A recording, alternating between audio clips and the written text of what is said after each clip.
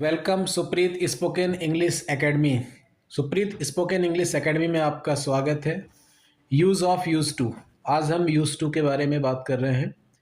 ये एक मॉडल्स है और इसका प्रयोग हम देखते हैं कि सेंटेंस के लास्ट में जब करता करती थी, जाया करता था, जाया करती थी, या खाया करता था, खाया करती थी, मतलब कोई चीज़ पास्ट में हो रही है, जब किसी आदत संबंधी बातों को प्रकट करता है या कोई चीज़ पास्ट में हमने किया है लेकिन अभी वर्तमान में नहीं कर रहे हैं, तो वहाँ पर यूज टू का यूज करना है। इसके या किसी चीज़ का आदि होना, तो वहाँ पर भी यूज टू का ही यूज करना है। इसका स्ट्रक्चर देख लेते हैं। सब्जेक्ट होता है, फिर यूज टू होता है, फिर वर्ब की फर्स्ट फॉर्म होती है और ऑब्जेक्ट होता है।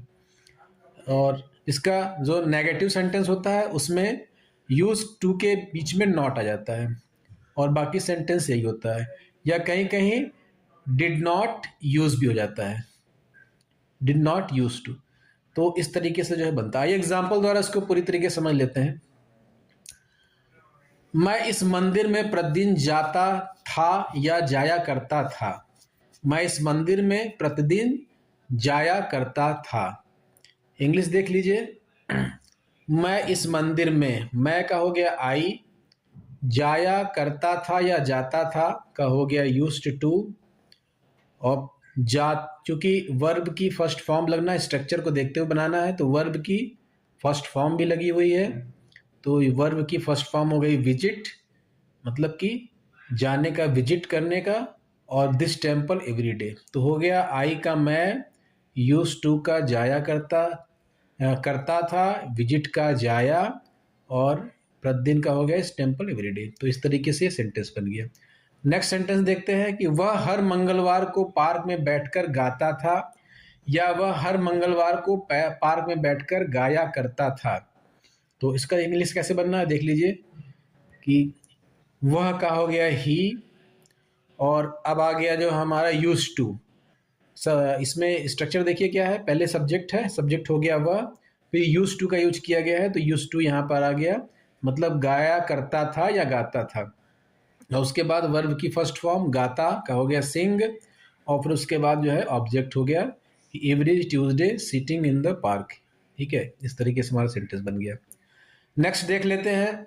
मैं पूरी रात स्कूल में पढ़ता था, या पूरी रात स्कूल में पढ़ा करता था, इस तरीके से होगा। तो इसकी इंग्लिश क्या होगी कि मैं का हो गया आई, यहाँ देखिए सब्जेक्ट आई हो गया, फिर यूज्ड टू, पढ़ता था या पढ़ा करता था का यूज टू हो गया, और उसके बाद फिर जो है यहाँ यूज टू हो गया, यूज टू के बाद फिर स्टडी हो गया, ये यूज टू हो गया, सॉरी ये यूज टू हो गया, आई का हो गया, फिर यूज टू का हो गया, और फिर पढ़ता का स्टडी हो गया, और स्कूल में ऑल नाइट, तो स्कूल में पढ़ता था।